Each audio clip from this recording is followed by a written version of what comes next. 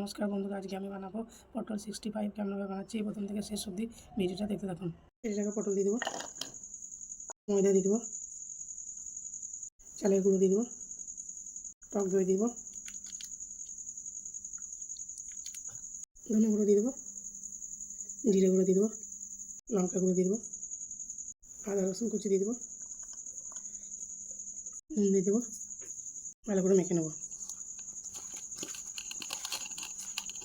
সরষের তেল দিয়ে দেবো,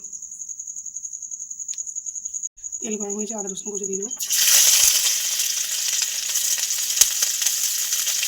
কাঁচা লঙ্কা কুচি দিয়ে দেবো, কারি পাতা দিয়ে দেবো, ভাজা হয়ে যে ফোড়নটা নামিয়ে নেবো। ওই তেলের মধ্যে সাদা তেল দিয়ে দেবো, তেল গরম হয়েছে, পটলগুলো ভেজে নেবো।